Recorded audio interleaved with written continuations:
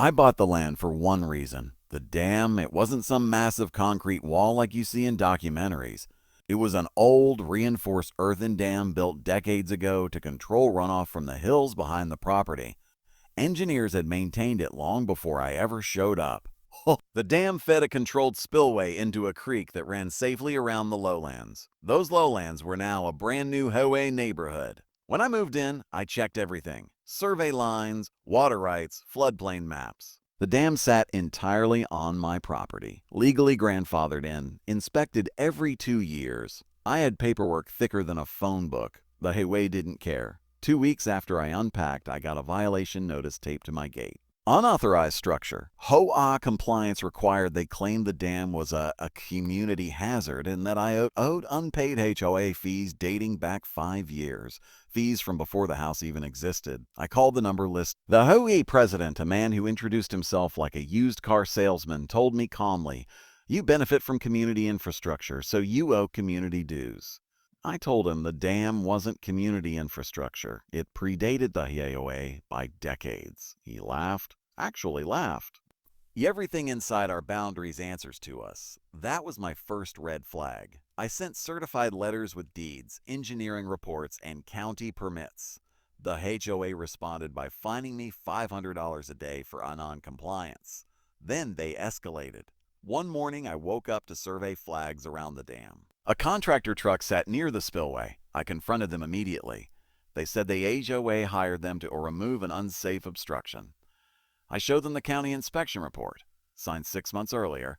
They packed up and left. The HOA president emailed me that night.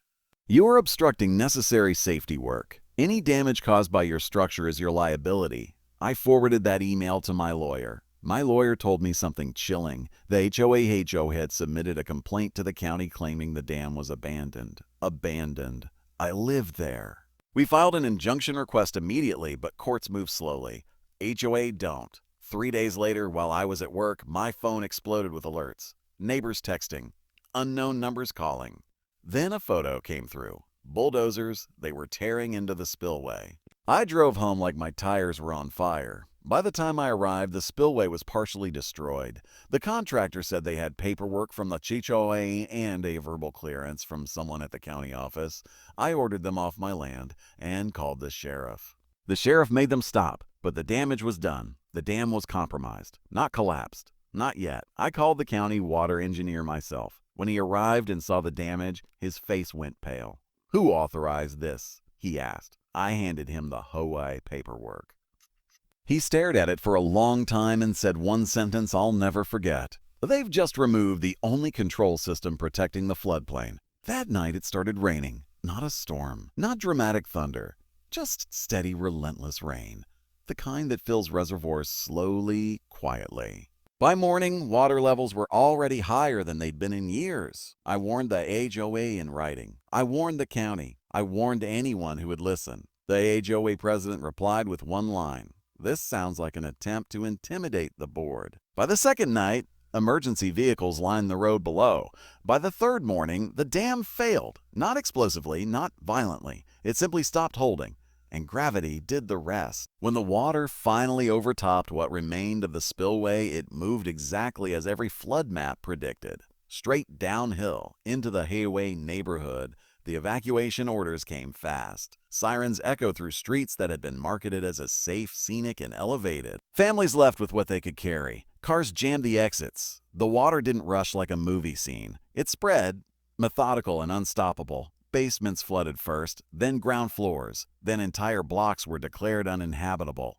Within 48 hours, the neighborhood was closed off by county officials. National Guard trucks rolled in, not to rescue, but to secure. The news vans followed, and then the investigations began. The county engineer submitted his report. It clearly stated that the dam failure was directly caused by unauthorized demolition ordered by the HOA. The contractor turned over emails. The HOA president's messages were included verbatim. The county employee, who allegedly gave a verbal clearance, denied everything and requested a lawyer. Insurance companies refused coverage almost immediately. Floodplain exclusions, unauthorized land modification clauses, negligence. Homeowners were furious. At the emergency HOA meeting, held in a school gym because their clubhouse was underwater.